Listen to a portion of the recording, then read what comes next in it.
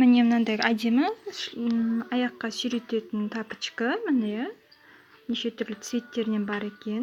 Қарасы, ағы, міне розовый бар екен. Міне осының көрейік. Бағасы 99-99 де. Астындағы міне 2 штук деп тұр ғой. Сол 2 деген сан 2 штук алу керек деген сөз. Осындай бағаға 2 штук алу керексіз.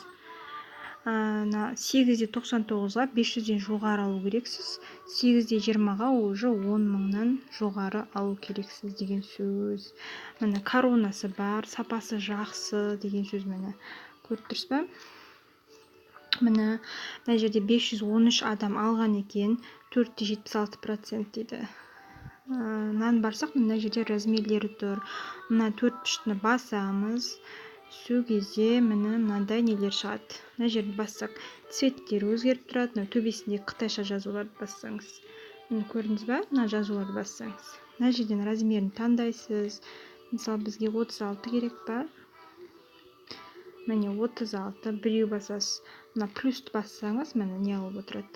37-ден міне біреу, мысалы, сестренкама біреуін алайын, мысалы. 36-дан тағы біреу алайын, плюсты басайын.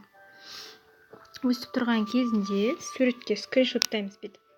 Телефонның кнопкаларын басып, скриншоттаймыз, Сосын, мына жерде общий бағасы шығып тұрмын 3 штук, 29,97 деп. Енді шығамыз, X-ті басып, шығамыз, міне осылай таңдай бересіз. Міне астына қарай түскен кезде, міне мына жерде 5 жұлдыз тұр. 5 жұлдыз деген сапасы өте жақсы деген сөз. Бұлай өте береміз, міне. Тапочканың міне қаншама басқа соған ұқсайтын түрлері шығып жатыр, Енді осыны бұлай көтереміз, мысалы осы тапочкаға заказ береміз, Мына қытайша жазуды басып тұрамыз, бүйтіп.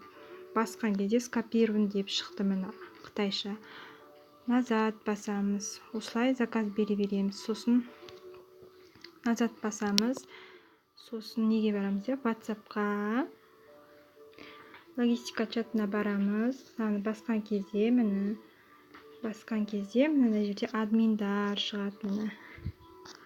Админдар, мына ең біздің үлкен бастық, міне. Еркін деген кісінің номері осы.